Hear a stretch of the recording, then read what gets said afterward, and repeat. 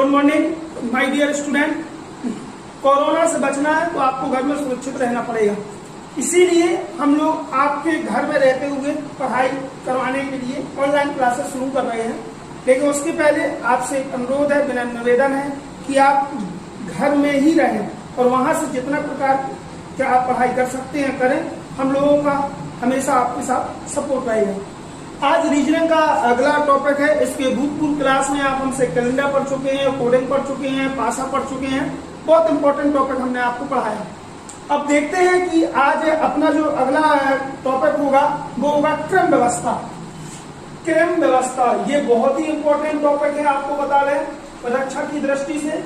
बगैर पीएससी वगैरह में अपन को देखना है कि कैसे अपन ये टॉपिक देखते हैं, क्योंकि ये पीएससी वगैरह में सबसे ज्यादा पूछा जाता है क्रम व्यवस्था।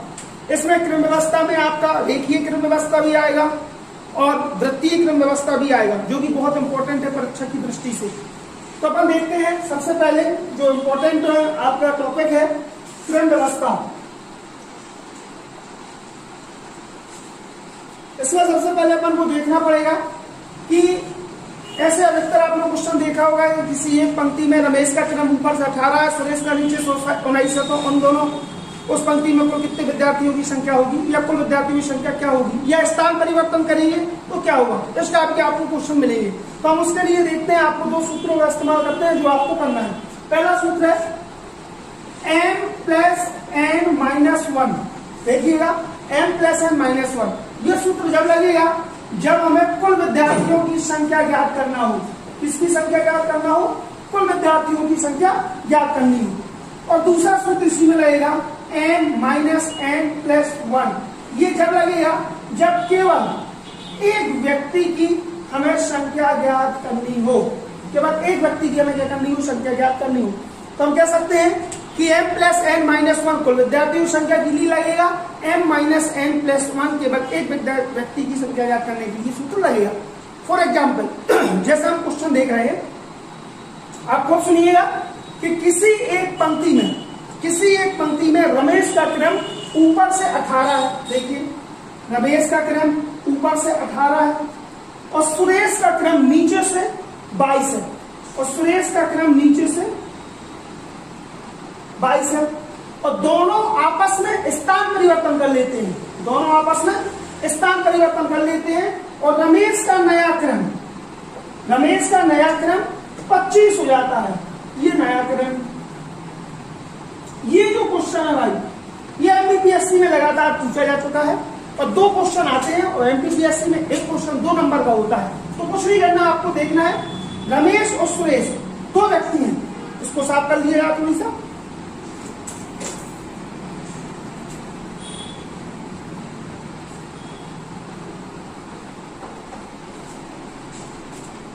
रमेश और सुरेश दो व्यक्ति हैं। तो एक साइड लिखा आपने रमेश, एक तरफ लिखा सुरेश। रमेश का क्रम कितना है? 18 लिख दीजिए। सुरेश का क्रम कितना है? 22 लिख दीजिए। दोनों का आपस में स्थान परिवर्तन हुआ। किसका नया क्रम बता रहा सवाल? रमेश का। कितना बता रहा? 25। तो जहां रमेश वहां 25 लिख दीजिए। लीजिए अब प्रश्न ने कहा कि सुरेश का नया क्रम निकालिए और कुल विद्यार्थियों की संख्या ज्ञात कीजिए। बहुत सिंपल सी चीज है कि हमें अब सुरेश का नया क्रम निकालना है और कुल विद्यार्थी की संख्या। तो जैसे कि मैंने आपको कुल विद्यार्थी की संख्या के लिए सूत्र बताया था m + n - 1, ये सूत्र बताया था। लेकिन सुरेश का नया क्रम कैसे निकले? जब बात स्थान परिवर्तन की आए तो हम त्रियक में एक दूसरे की तुलना करेंगे। ये हम देखेंगे कि जिस तरह दो चीजें हैं, तो हमने देखा पुराना और नया क्रम दो चीजें किसके पास है? रमेश के पास है, इसके पास तो है नहीं है। तो हम देखेंगे कि नीचे वाला अंक ऊपर वाले से बढ़ रहा है कि घट रहा है। सबसे पहले आपको ये देखना, तो नीचे 25 से ऊपर 18 घट रहा है कि बढ़ रहा? बढ़ रहा। कितना बढ़ रहा? 7 बढ़ रहा। तो जितना बढ़े बगल वाले में बढ़ा दो, जितना घटे बगल वाले में घटा दो। तो यहाँ कितना बढ़ रहा है? यहाँ 7, तो 7 बढ़ा दो। 7 2 9 और 2 29। तो भाई साहब का नया क्रम कितना हो गया? 29। और इनका नया क्रम सवाल में कितना दिया? 25।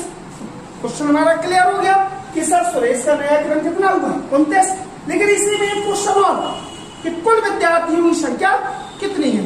तो देखिए आप, कुल सब विद्यार्थियों की संख्या निकालने के लिए सूत्र क्या है, m प्लस n माइनस 1। तो m क्या है, इसमें हमें कंफ्यूजन होगा, तो कंफ्यूजन बिल्कुल नहीं करना। एक का नया, एक का पुराना। तो देखो, इसका हमें पुराना लिखा कितना होगा 22, तो इसका नया कितना है 25, और प्लस का चिन्ह 25 माइनस 1 कर दिया। तो जोड़ दो इसको, 5 2 7 2 2 4 माइनस 1 बराबर कुल विद्यार्थियों की संख्या कितनी हो गई 46 हो गई। अब आपको उत्तर की भी जांच करना है कि सर आप बताइए, अगर हम इस साइड का नहीं ले रहे, इस साइड का लेना, तो साइड का ले लो भाई। देखो ये 18 पुराना क्रम और नया क्रम क्या है 29, 7 नहीं है, 7 तो अंतर था इनका, 29, तो 29 ले लो। 18 प्लस 29 माइनस 8, सूत्र लगा दो, 9 8 17 2 1 3 और 1 माइनस 1 बराबर 46। जिसे ये राइट उत्तर की जांच भी हो गई और आपका प्रश्न भी क्या हो गया कंप्लीट हो गया। ऐसे महत्वपूर्ण क्रम व्यवस्था में आपसे क्वेश्चन पूछे जाते हैं, खासकर स्थान परिवर्तन वाला। चलिए इसके पहले एक दो क्वेश्चन और आपको बताएं, बहुत अच्छे क्वेश्चन बता दें आपको।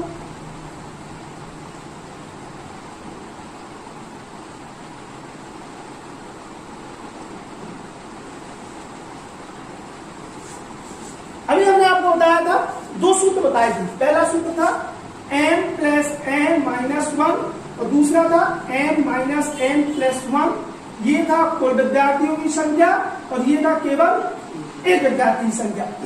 तो क्वेश्चन सुनिए, नोट कर सकते हैं आप घर में बैठे हुए आराम से। बहुत अच्छी चीज आपको देने जा रहे हैं हम लोग, इससे नोट भी कर सकते हैं, बहुत आराम से बोलेंगे हम।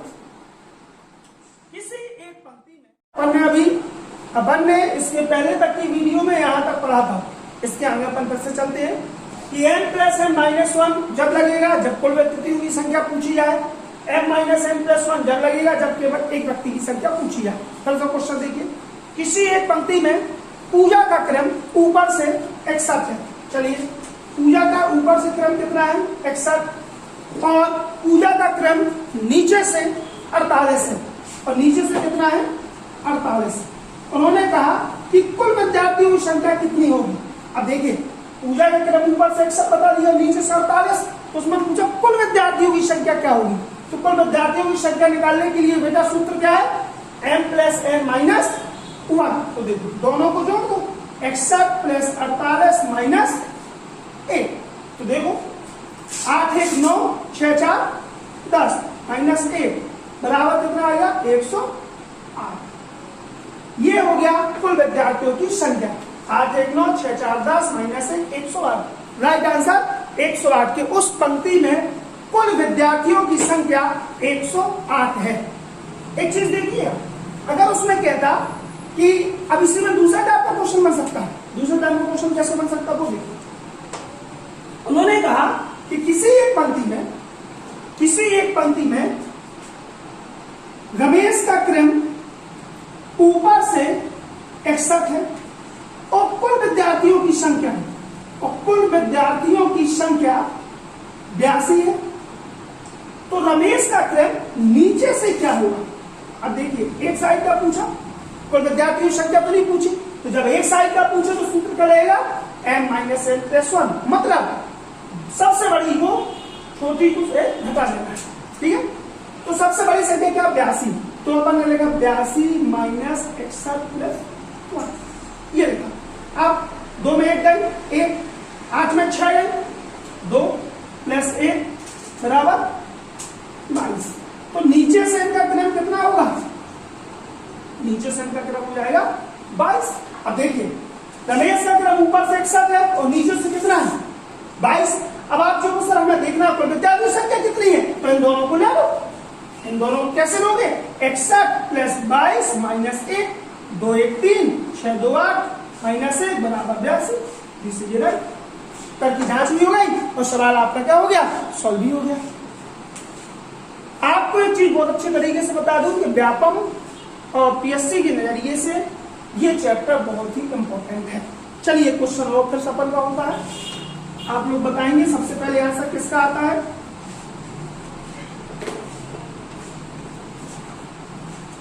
चलिए क्वेश्चन लिखिए, किसी एक पंक्ति में कल्पना का स्थान ऊपर से 72 है, ऊपर से 72 है और नीचे से 48 है, और नीचे से कितना है बेटा 48 है। तो बताइए उस पंक्ति में कुल विद्यार्थियों की संख्या कितनी है। अपन देखते हैं इस मैटर में तो कुल विद्यार्थियों की संख्या कितनी होगी। अब क्या करना अपन को कुल विद्यार्थियों की संख्या निकालने के लिए m प्लस n माइनस 1 दोनों को जोड़ करके -1 कर देना, बहुत ही सरल है। तो देखो 72 प्लस 48 माइनस 1, तो देखो 8 2 10 7 4 11 और 1 12 माइनस 1 बराबर 119। ये आपका 119 राइट आंसर आ गया। कुल विद्यार्थियों की संख्या कितनी है। जब भी कुल विद्यार्थियों की संख्या पूछे तो ऊपर और नीचे दोनों को क्रम को जोड़ देना है और -1 कर देना है। जैसे हमने देखा है 72 48, तो देखो 8 2 10 7 4 11 और 1 12 और -1 कर दिया। राइट आंसर कितना आया आपका 119। राइट आंसर आपका कितना आया 119। तो अपन देखते हैं जब 119 आपका लास्ट आंसर आया तो हमने मान लिया कुल विद्यार्थियों की संख्या, राइट ये हो गया। अब आगे अपन इसी प्रकार चलते हैं कि अगर क्वेश्चन आया दूसरे टाइप से, अगर दूसरा प्रकार से क्वेश्चन आ गया तो अपन देखते हैं कि कैसे आप सॉल्व करोगे उसे।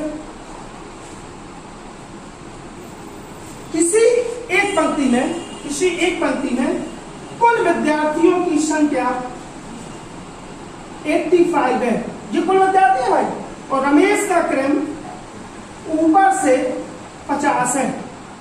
उन्होंने कहा अब रमेश का क्रम नीचे से क्या होगा। भाई अब क्या करोगे, एक साइड का पूछा तो क्या करोगे m माइनस n प्लस 1 मतलब 85 माइनस 50 प्लस 1, तो ये 5 8 में 5 है 3 प्लस 1 बराबर 36। तो ये नया क्रम कितना हो जाएगा इनका 36 हो जाएगी। ये दो टाइप के क्वेश्चन आपके हो गए। दो टाइप के क्वेश्चन के बाद अपन देखते हैं, अब देखते हैं अपन दो टाइप के क्वेश्चन अपने हो चुके हैं। अब अपन देखते हैं तीसरे टाइप का। फिर से एक बार देखते हैं कि किसी एक पंक्ति में जो रमेश का क्रम है वो 39 है और जो सुरेश का क्रम है वो 28 है। दोनों आपस में स्थान परिवर्तन कर लेते हैं और रमेश का नया क्रम 58 हो जाता है। तो बताइए, तो देखिए अब क्या बताना है, तो बताइए कुल विद्यार्थियों की संख्या कितनी होगी और दो लोगों का नया क्रम दिया, रमेश का पुराना और नया दिया, सुरेश का नया पुराना नहीं दिया। तो उन्होंने कहा सुरेश का नया क्रम क्या होगा। इस प्रकार से दो क्वेश्चन अपन को सॉल्व करना है। तो देखिए आप सबसे पहले एक तरफ देखो रमेश और दूसरे तरफ रख लो सुरेश को, ठीक है। तो रमेश का क्रम कितना है 39, सुरेश का क्रम कितना है 28। दोनों में से नया क्रम किसका लिया, रमेश का कितना लिया 58, रमेश का क्रम 58 ये दिया है नया, ये रमेश का नया क्रम दिया कितना 58। अब देखते हैं, पर हमने बताया था आपको कि दोनों की तुलना करेंगे, नीचे वाला ऊपर वाले से बढ़ रहा है कि घट रहा है। जितना बढ़े बगल वाले से बढ़ा दो, जितना घटे बगल वाले से घटा दो। तो हमने देखा यहाँ 39 यहाँ 58, घट रहा कि बढ़ रहा, बढ़ रहा। 39 10 49 10 59 19 क्या हो रहा है यहाँ पर बढ़ रही है। तो जब यहाँ बढ़ रही है तो यहाँ भी 19 का कर दो, बढ़ा दो। अब देखो 9 17 तो 1 3 और 1 4 47, तो ये इसका कौन सा क्रम बन गया, ये इसका बन गया नया क्रम कितना हो गया 47। अब हमें निकालना कुल विद्यार्थी की संख्या। तो हमने बताया था एक का पुराना एक का नया, एक का पुराना एक का नया। तो इसका पुराना कितना है 39 प्लस नया कितना है 47 माइनस 1, 9 7 16 4 3 7 1 8 माइनस 1 बराबर 85। ये आ गया इनका नया क्रम। किसका नया क्रम, सुरेश का नया क्रम 85। अब आपको दूसरे तरीके से चेक करना, तो आपको ये नहीं लेना तो आप ये ले लो 39 47, तो 39 प्लस 47 माइनस 1, 9 7 16 4 3 7 1 8 माइनस 1 बराबर 85। उत्तर की जांच भी हो गई, मतलब सुरेश का नया क्रम, सुरेश का कुल विद्यार्थियों की संख्या कितनी हो गई 85 और सुरेश का नया क्रम कितना हो गया 47 हो गया। इस प्रकार के क्वेश्चन व्यापम में अधिकतर पूछे जाते हैं और ऐसे ही क्वेश्चन आपके पीएससी में भी पूछे जाते हैं। इसमें भी अभी कई प्रकार के आपको क्वेश्चन मिलेंगे, उनसे अपना थोड़ी सा देखेंगे अपन कि किस टाइप के आपको क्वेश्चन लगाना है और किस टाइप से अपन को इससे बताना है, ठीक है। इसके लिए इसके आगे के लिए आप अपने अगले वीडियो का इंतजार करिए, जो बहुत शीघ्र ही क्या कर दी जाएगी, अपलोड कर दी जाएगी।